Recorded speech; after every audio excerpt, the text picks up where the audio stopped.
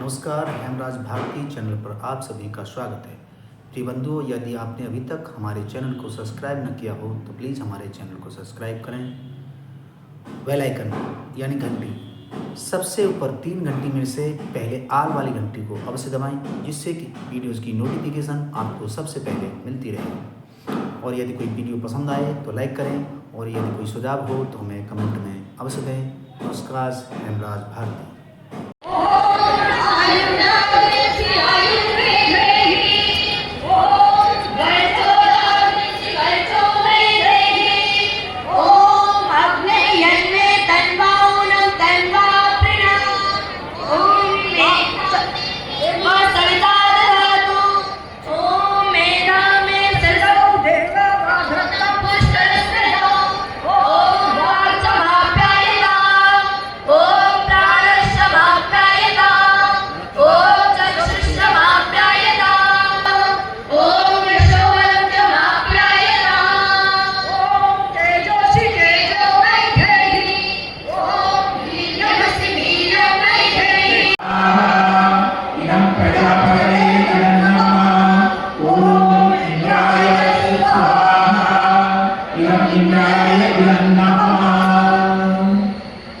सायंकालीन आहुतियां देंगे सामग्री से साथ भीमी और सामग्री।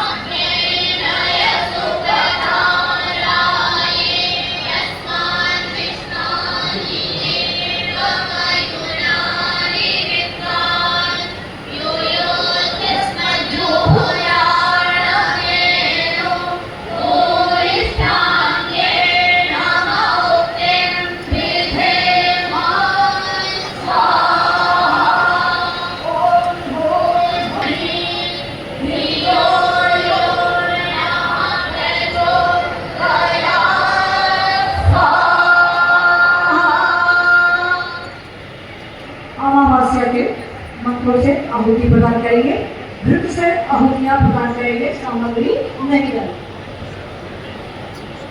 ओम अग्नये स्वाहा, ओम अग्नि सोमाभ्याम अग्निभ्याम स्वाहा। जिला महेंद्रगढ़ में मान्या बहन कलावती जी के आश्रम पर खड़े हैं।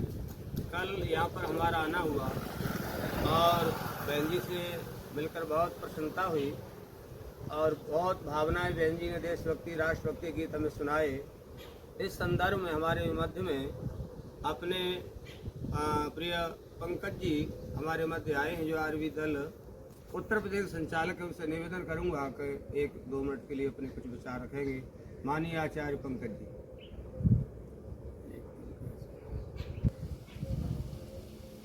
बहुत ही आदरणीय बहन कलावती जी, जो पूरे आर्य जगत में अपने प्रतिभाओं से, राष्ट्रभक्ति से, ऋषि दयानंद की मिशनरी के रूप में उन्होंने भजन उपदेशिका के रूप में काम किया है। वहीं पर एक गुरुकुल संचालिका के रूप में अपना प्रसिद्धि प्राप्त की है। हम यहाँ पर पहुँचे हैं उनके यहाँ। मैं आर्य दल की ओर से उनका आभार व्यक्त करता हूँ। अपने आर्य दल उत्तर प्रदेश के प्रांतीय मंत्री पंडित विपिन बिहारी आर्य, जो एक मिशनरी हैं, जिनकी अभी 100 शताब्दी वर्ष मनाया गया है आचार्य प्रेम भिक्षु द्वारा। उनको एक मिशनरी भाव दिया गया था, उसी भाव से निरंतर लगे हुए हैं। हमारे बीच में आदरणीय कालीचरण आर्य जी जो दखौला गुरुकुल इन्होंने प्रारंभ किया था, आज तक एक मिशनरी के रूप में काम करते हैं। माता सरोज यति जो आर्य बिरदल उत्तर प्रदेश की ट्रस्टी हैं, और हमारे बीच में भाई संजय जी जो इस आश्रम को, जो गढ़ियाल गुरुकुल कन्या गुरुकुल जो आश्रम के रूप में आज है, उसके एक व्यवस्थापक के रूप में यहाँ की व्यवस्थाओं को देखते हैं। और भाई सौरभ आर्य जी, आदरणीय शास्त्री जी, इस मौके पर मैं यही कहूँगा कि यहाँ पर हम सब लोग आए, यहाँ देशभक्ति, अपने पूर्वजों के प्रति कृतज्ञता ज्ञापित करने का यहाँ मौका मिला है। बहुत बहुत धन्यवाद।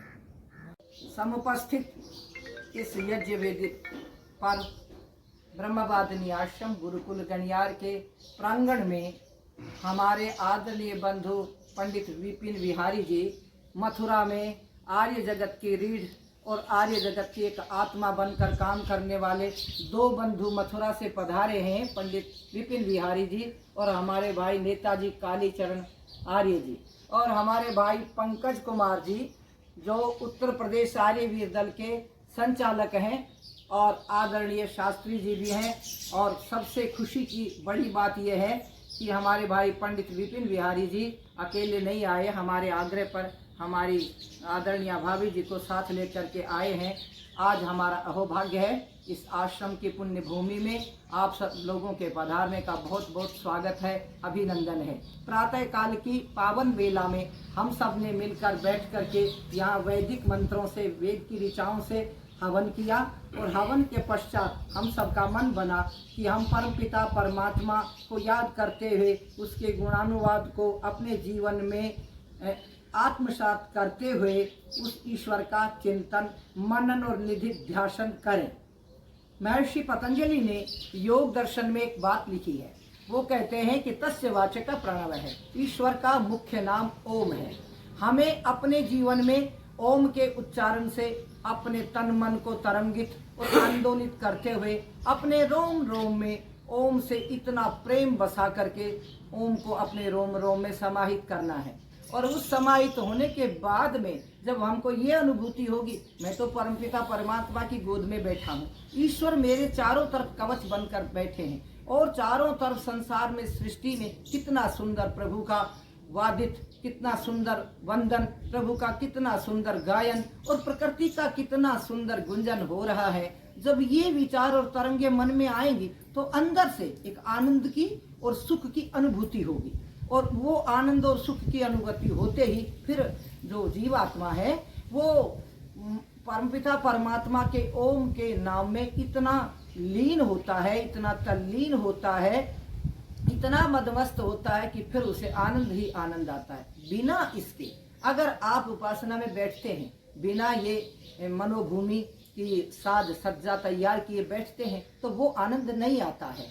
लेकिन जब ऐसा पहले विचार बना करके इस भूमिका को मानसिक रूप से तैयार करके जब हम बैठते हैं तो वो प्रभु का वंदन, वो तस्य वाचक प्रणव महर्षि पतंजलि का ये योग दर्शन का सूत्र हमारे अंदर उतरता है, और जब हमारे अंदर उतरता है तो फिर हमारी स्थिति योग चित्त वृत्ति निरोध की तरफ जब बढ़ती है, और जब हम परमपिता परमात्मा को पूर्ण रूप से समर्पण करते हैं, यानी ईश्वर प्रणिधान में जब हम उतरते हैं तो हमारे तन मन और रोम रोम आनंद से सराबोर हो जाता है। और उस समय भक्त गा उठता है कि ओम का सुमिरन किया करो,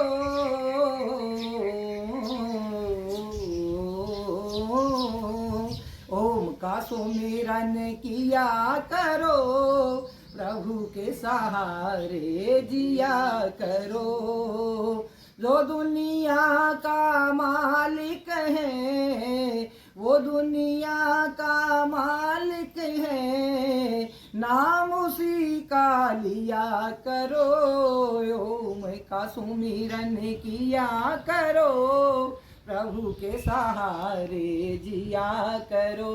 वेद के मंत्रों में ऋचाओं से एक संदेश मिलता हमको। महर्षि कहते हैं कि विद्यते हृदय ग्रंथि छिद्यन्ते सर्व संशया क्षीयन्ते चास्य कर्माणि तस्मिन् दृष्टे परावरे। जब हमारी स्थिति ऐसी होती है साधना पक्ष मनुष्य को अंदर से विशुद्ध करता है।